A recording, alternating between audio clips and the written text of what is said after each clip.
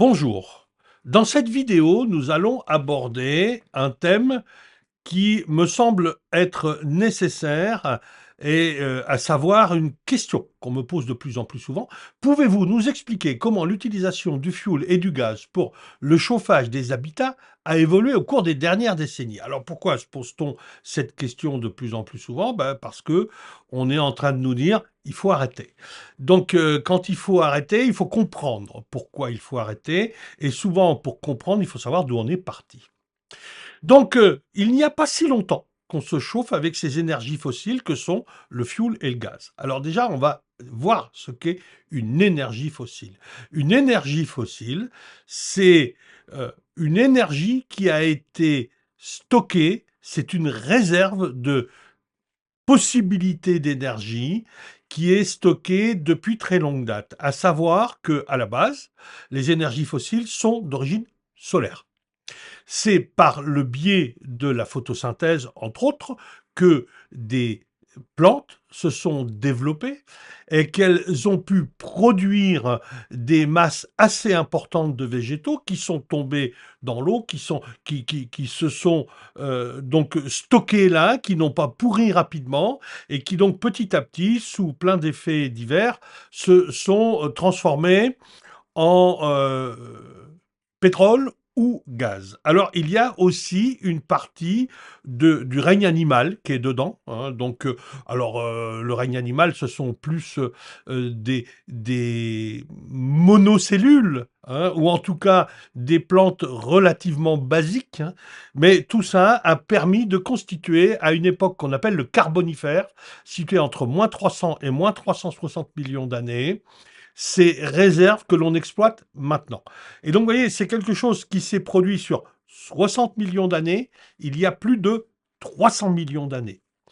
Et donc, ça a été un temps très long pendant lequel on a fixé du carbone dans le sol, sous forme de ces réserves de pétrole. Alors, le pétrole est très divers, hein, depuis les fioul lourds du Venezuela qui sont vraiment des choses très visqueuses avec des fioul beaucoup plus légers, la meilleure qualité étant a priori, selon les spécialistes, le Brent de la mer du Nord. Voilà, donc la qualité est très variable. Et on le sait mieux, par exemple, avec le charbon, où on connaît le coke, la lignine, etc. Donc il y a plein de types de charbon différents qui n'ont pas les mêmes qualités, hein. Et donc, ça, tout ça, c'est du carbone qui a été piégé, donc il y a très, très, très longtemps. Et le fait de le consommer maintenant extrêmement rapidement déséquilibre les teneurs en gaz à effet de serre de la haute atmosphère, entre autres choses, hein. Il n'y a pas que ça produit d'autres choses, l'acidification des océans, etc. Bon, il y a plein de phénomènes. Mais on va s'en tenir là, vraiment, au gaz à effet de serre. Et donc, quand on relâche, là, par exemple, depuis les débuts de l'ère industrielle, on a, en gros, en 150 ans, relâché à peu près 50% de ce qui a été stocké en 60 millions d'années. Donc, vous voyez, l'échelle, c'est pas de relâcher du gaz à effet de serre qui est dangereux ou qui déséquilibre, c'est plus le fait de le relâcher dans un temps extrêmement court. Alors, je sais, je vais avoir des commentaires de gens qui vont me dire que les gaz à effet de serre n'ont aucun effet sur les bouleversements climatiques, etc. Tout le monde a le droit de s'exprimer, mais je crois que la communauté scientifique, de plus en plus universellement, tend à nous expliquer qu'effectivement, on est quand même un peu dans l'anthropocène, hein. Donc l'action de l'homme est loin d'être négligeable. Voilà. Donc, point, je referme les guillemets là, hein. Et donc, ce dérèglement extrêmement rapide fait que la température monte. Alors, ça serait pas dramatique, ou moins en tout cas, si ça se faisait sur au moins plusieurs millénaires, ce qui, à l'échelle des temps géologiques, est extrêmement court. Mais là, sur 150 ans, c'est vraiment de quasi instantané à l'échelle géologique. Et donc, les espèces n'ont pas le temps de s'adapter, à commencer par nous. Elles n'ont pas le temps de migrer pour ce qui concerne, par exemple, les végétaux. Hein. Donc, bon, autant on peut se dire d'une race de papillons ou d'insectes ou autres, bah, ils peuvent bouger. Alors, ils vont bouger de génération en génération, mais ils vont bouger. Hein. Les animaux plus développés, que sont les vertébrés, par exemple, bah, vont aussi pouvoir migrer. Hein. Et donc, essayer de s'adapter au mieux pour trouver des conditions de vie correctes. Les végétaux, eux, ils sont là, ils bougent pas. Hein. Donc, c'est plus difficile pour eux. Et donc, face à ça, on nous a dit, va peut-être falloir prendre des dispositions pour cesser d'émettre des gaz à effet de serre. Alors, voilà, le pourquoi, on va probablement devoir changer. Alors maintenant, comment on en est arrivé là? Autrefois, et pas si vieux, c'est pas si vieux que ça, hein, je suis né personnellement en 1955 et à la campagne, et donc j'ai connu une époque où quasiment tout le monde se chauffait au bois, et ceux qui ne se chauffaient pas au bois se chauffaient au charbon, parce que c'était un moyen de charger beaucoup moins souvent et avec une puissance de chauffe au kilo ou au mètre cube qui était infiniment plus grande. Donc, c'était plus pratique. Ça polluait aussi beaucoup plus. Bon, ça, c'est un phénomène que je viens légèrement d'aborder. Et entre autres, au niveau des microparticules, le charbon était quand même quelque chose de assez mauvais, quoi. Hein. On a tous plus ou moins entendu parler ou lu des choses sur les époques où les villes étaient complètement polluées par ce qu'on appelait en anglais le smog, hein, qui était très connu à Londres, mais on avait les mêmes effets ailleurs dans le monde. Hein. Et donc, on a, pour toutes ces raisons-là, dit il faut changer un peu les choses. Alors, pourquoi est-on passé du bois et du charbon au fioul et au gaz? Le bois, sans parler de ceux qui doivent ce qu'on dit faire du bois, donc c'est-à-dire aller abattre ou tailler, récupérer ce qui est en dimension correcte pour faire du bois de chauffage, le couper à longueur, le stocker pour le sécher parce que un bois vert n'a pas une qualité de combustion très intéressante et surtout une grosse partie de sa combustion est reconsommée pour provoquer l'évaporation de l'eau qu'il contient encore. Donc voilà, il faut brûler du bois sec. Hein. Donc, et selon les essences, ça peut prendre 1, 2, 3 ans. Et donc pendant ce temps-là, ben, on a préparé du bois et on ne peut pas ou le vendre ou l'utiliser. Ça, c'est le bois. Et après, il y a ceux qui l'utilisent. Et donc, quand on l'utilise, ben, on le reçoit. Donc, en règle générale, ça s'achète au mètre cube. Alors, on parle de ster. Qu'est-ce qu'un ster? C'est un mètre cube dans lequel on a mis des bouts de bois. Donc, c'est du bois et de l'air. Et c'est pourquoi un ster, selon comme il est fait, selon les essences, selon que ça vient de forêt ou de taillage sur des, etc., donc des bois plus ou moins droits, plus ou moins tordus, on va avoir un rapport plus ou moins intéressant de bois au mètre cube. Un ster, c'est environ 0,65 à 0,75 mètres cubes de bois réel, et le reste, c'est de l'air. Hein. Et donc, quand on achète un ster de bois, eh bien, on achète effectivement un cube de 1 mètre sur 1 mètre. Hein. Et là-dedans, on a du bois et de l'air. Et quand on le reçoit, le bois fait 1 mètre de long. Rares sont les foyers qui permettent de brûler des bois de 1 mètre de long. Ça, c'est vraiment des grosses chaudières qui permettent ça. Donc, en usage individuel ou en petit collectif, ben, des fois, il fallait le recouper. Personnellement, j'ai beaucoup chauffé au bois. C'est pour ça, d'ailleurs, que je me suis brûlé parce que je n'ai pas été sage. Mais ça, c'est un autre problème. Hein. Et donc, moi, j'avais un, euh, un poêle qui acceptait des bois de 50 centimètres de long et un vieux fourneau qui, lui, était limité à 35 centimètres. Hein. Et donc, je recevais mon bois en 1 mètre de long. Eh bien, il faut le recouper. Et des fois, c'est des bois qui sont très gros. Donc, il faut le recasser. Donc, ça, c'est déjà du boulot. Il faut avoir de la place pour faire ça. Hein. Donc, parce que si on brûle 10 terres de bois dans une année, c'est 10 mètres cubes. Et on le reçoit donc il est en longueur de mètre, on va le couper, on va le casser et on va le restocker en longueur plus courte. Donc, il faut 2 fois 10 mètres cubes de stockage. Il faut l'espace pour ça. C'est du temps à passer. Et après, il faut alimenter le feu, hein. Et le bois, il faut alimenter. Pour avoir quelque chose qui fonctionne très bien, il faudrait faire un feu emballé et stocker la chaleur. C'est ce qu'on appelle un poêle de masse. C'était très peu répandu, ça l'est de plus en plus maintenant. Mais le poêle de masse n'est pas adapté à toutes les architectures. Si vous avez une longère avec des murs de refend qui empêchent le rayonnement de passer d'une pièce dans l'autre, eh bien, il faudrait un poêle de masse par pièce. Donc, c'est pas forcément simple à envisager, hein.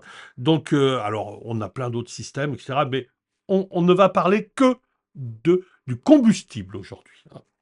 Et donc, les feux, les appareils de combustion qui étaient les poêles ou les fourneaux d'antan, qui ont remplacé avantageusement les cheminées à foyer ouvert. On a eu aussi les cassettes, hein, ce qu'on appelait le foyer fermé pour le coup, hein, donc qui remplaçaient le foyer ouvert, on améliorait le rendement, hein. Et donc, on a utilisé ça pendant des lustres, hein, et donc, on avait un système de chauffage qui était déjà plus pratique, mais qui était loin d'être parfait. Et donc, on avait souvent un à 2 points de chauffe. On n'avait pas la restitution globale via une circulation d'eau ou moins souvent maintenant d'air pour redistribuer la chaleur partout, ce qu'on appelle le chauffage central, hein. On avait donc une diffusion qui se faisait, bah, comme ça pouvait, hein. Et donc, couramment, bah, quand on avait 14, 15, 16 degrés en moyenne dans la maison, on était content, hein. 16 degrés, c'était déjà bien, hein, très bien. C'était plus souvent 14, 15, hein. Et donc, bah, il fallait quelqu'un pour alimenter tous les 1 heure et demie, 2 heures. Et donc, on a trouvé que c'était quand même assez lourd. C'était d'autant plus lourd que la société a évolué. On n'avait plus des cellules familiales dans laquelle on avait 2, voire 3 générations, où il y avait souvent quelqu'un d'un peu âgé ou quelqu'un de jeune qui était là, enfin de jeune, qui n'était pas en âge d'aller travailler à l'extérieur. Voilà, on va le dire comme ça, hein. Et donc ces gens-là alimentaient le foyer en bois tous les 1 heure et demie. Et là où ça n'était pas possible, eh bien, on est petit à petit passé au charbon, parce que le charbon, on l'alimente beaucoup moins souvent. On l'alimente tous les 3, enfin, tous les, pardon, 5, 6, 7 heures. Ça a une combustion beaucoup plus lente, hein. C'est aussi pourquoi ça pollue plus, entre autres, hein. Et donc, ça permettait de différer les périodes de chargement, parce qu'autrement, il fallait être là. Et donc, petit à petit, on s'est dit, ah, mais il y a peut-être d'autres systèmes, et effectivement, il y a d'autres systèmes. Alors, les autres systèmes, bah, c'est de taper dans des énergies fossiles, par exemple liquides ou gazeuses, parce que là, c'est beaucoup plus simple d'avoir une réserve, un réservoir, une citerne, par exemple, dans lequel on prend du combustible liquide et via un système de pompe ou par dénivelé, hein, mais bon, en règle générale, c'était avec une pompe, hein, on alimentait un brûleur. Et le brûleur chauffait de l'eau dans un, un foyer de chauffe, hein, et cette eau était mise en circulation soit par thermosiphon, soit par des circulateurs électriques, hein, pour aller chauffer des radiateurs, et c'est ce qu'on a appelé le chauffage central. On avait un point central dans lequel on produisait la chaleur et on allait la distribuer ailleurs. Et donc, vous comprenez tout de suite l'avantage considérable, c'est que déjà, on n'a pas à se faire livrer péniblement des mètres cubes et des mètres cubes et des mètres cubes, parce qu'on a un pouvoir calorifique qui est bien plus important au kilo ou au volume, peu importe, dans ces énergies fossiles, fioul ou gaz, que dans du bois, hein. Et puis surtout, quand c'est liquide ou gazeux, bah, un tuyau suffit à transporter. Alors que quand c'est solide, bah, faut à minima une brouette, hein. Et donc c'est tout de suite beaucoup plus compliqué. À stocker, c'est beaucoup plus simple dans une citerne et on n'a pas à le retransformer. Donc, vous voyez, il y avait d'énormes avantages à ça. Et comme en plus c'était pas cher, on s'est dit, bah, allons-y, hein. Alors, ça s'est très bien passé jusqu'en 1973 parce que on achetait effectivement le pétrole, entre autres, hein, pas cher. Il faut se rappeler quand même que à la première crise de 1973, quand des pays producteurs de pétrole se sont réunis pour constituer ce qu'on a appelé l'OPEP, hein, l'Organisation des pays producteurs de pétrole, etc., hein, et qui ont décrété un embargo, quelque part, dans les livraisons, hein, de sorte à faire monter les cours. Et donc, avant que ça ne se produise, il faut savoir, et de mémoire, je ne suis pas retourné voir, mais de mémoire, c'était aux environs de 5 dollars le baril. Donc effectivement, c'était pas cher. Et donc, quand c'est pas cher, que c'est facile et que on a l'impression que les réserves sont illimitées, eh ben, naturellement, on va vers le plus facile. Pourquoi chercher la complication? Et donc, on a vu un énorme développement des chauffages au fioul et on a eu à la même époque, donc années 50, 60, hein, le développement de notre gaz de lac, hein. On avait une poche de gaz dans les Pyrénées à lac, hein, et donc on a créé un réseau de distribution du gaz qu'on a appelé le gaz de ville, hein, qui, est, qui a été réparti sur tout le territoire français, qui allait principalement vers les grosses agglomérations, hein. Dans les campagnes, dans les fins fonds des villages, ça, on n'a pas vu ça, hein. Alors, petit à petit, on a eu aussi un mouvement vers des citernes où on stockait donc individuellement une grosse citerne de plusieurs mètres cubes. Et donc, régulièrement, vous aviez le camion citerne de Butagaz, Propagaz, je ne sais pas, peu importe la marque, hein, c'est toujours du gaz, hein, et donc qui venait remplir la citerne. Et on tapait là-dedans, hein. Et donc, ça a été extrêmement facile. Sauf qu'effectivement, en 73, au premier choc pétrolier, ben, ça s'est mal passé. Enfin, ça s'est mal passé, ça dépend de quel côté on se situe. Quand on est l'acheteur et que et que ça monte, effectivement, on a tendance à penser que c'est pas bien. Et donc, on a commencé, à cette époque-là d'ailleurs, c'est concomitant, hein, années 73, on se dit, il faut qu'on essaye d'avoir le moins besoin possible de consommer de fuel ou de gaz ou d'autres choses pour produire de la chaleur, parce que ça va devenir vraiment très coûteux. Et donc, on a commencé à isoler les maisons. Avant, on chauffait, hein. C'était pas l'isolation, bah non, c'était pas un problème, c'était même pas envisagé, hein. Et donc, après, effectivement, on a commencé à isoler. Alors, très peu au départ, hein, mais bon, par rapport à rien, même peu, c'est déjà beaucoup. Et donc le pétrole est passé, je me souviens, à 30-35 dollars le baril. Et là, on dit, oh là là, vous vous rendez compte, 35 dollars le baril, etc. Puis aujourd'hui, ben, on navigue entre 60, 80, 100. On l'a vu monter à 150 dollars le baril. Et puis surtout, on s'est rendu compte que le fait de relâcher dans l'atmosphère, c'est ce carbone qui a été piégé autrefois, donc au Carbonifère, hein, eh bien, ça bouleversait le climat.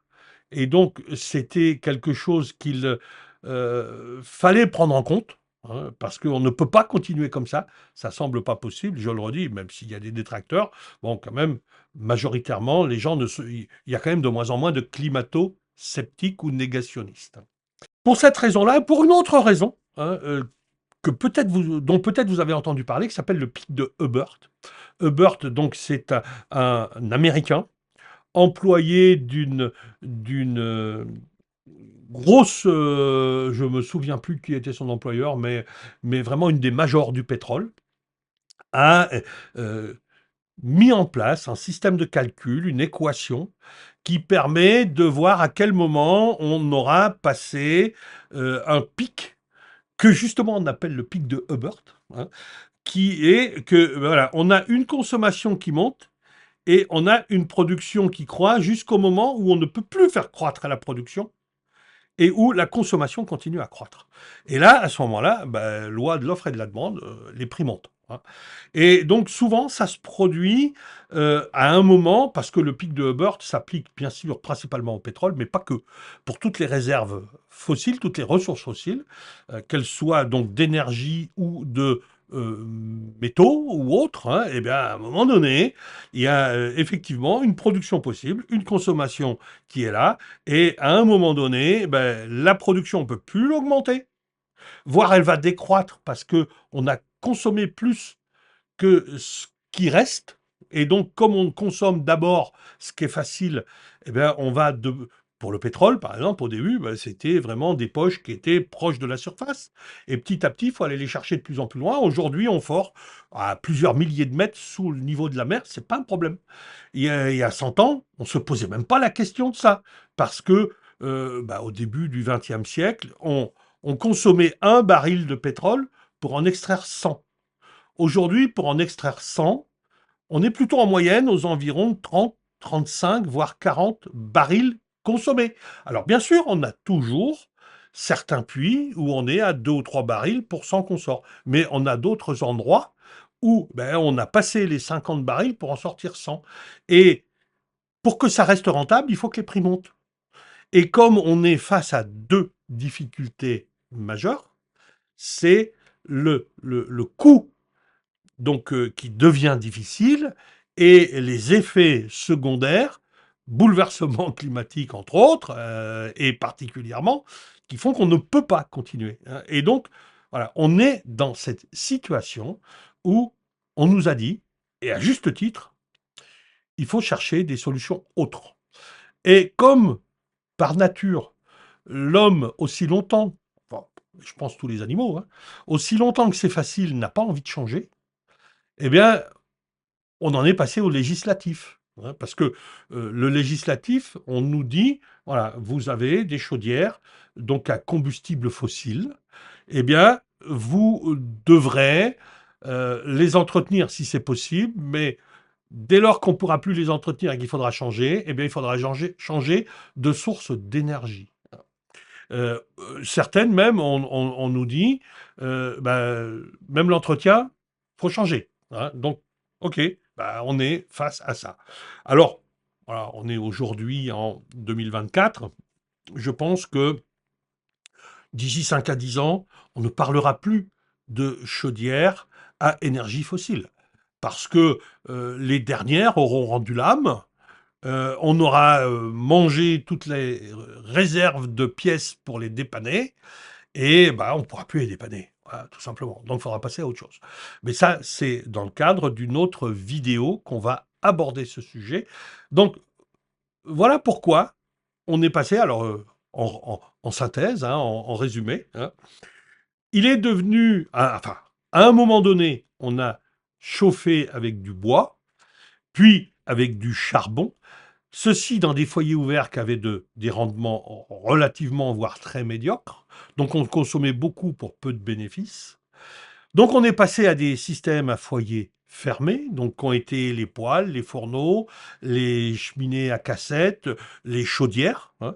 Et on a continué à consommer du bois et du charbon, puis on s'est rendu compte que bah, ce bois et ce charbon, déjà, comme on voulait chauffer de plus en plus, il en fallait de plus en plus, et les réserves commençaient à s'amenuiser. Et le bois, bah, on peut produire ce que la nature est capable de donner en renouvellement, mais il faut, selon les essences, selon d'où ça vient, 10, 20, 30, 50 ans avant de faire une récolte, hein. Ça s'appelle comme ça, on récolte. Si on récolte tout dans 5 ans, ben, il n'y a plus de forêt, il n'y a plus de réserve de bois, hein.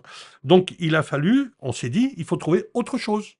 Alors si possible de plus pratique, donc quelque chose qui ne soit plus du solide qu'on doit couper, stocker, etc., mais quelque chose qui soit liquide ou gazeux, parce que ça, c'est beaucoup plus facile à mettre dans des citernes et d'y puiser ce dont on a besoin pour le mettre dans un système qui va le brûler, hein.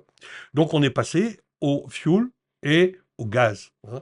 Et aussi longtemps que ça a été accessible financièrement, et qu'on ne s'est pas trop posé de questions sur les bouleversements climatiques, bah, on a tapé dedans, hein. Comme dirait notre ami Jean-Marc Jancovici, on s'est biberonné aux énergies fossiles. Bah oui, c'est ce qui a permis d'amener la société à la situation dans laquelle on est aujourd'hui, de développement, hein, parce que oui, on a eu plein de bénéfices grâce à ça, hein.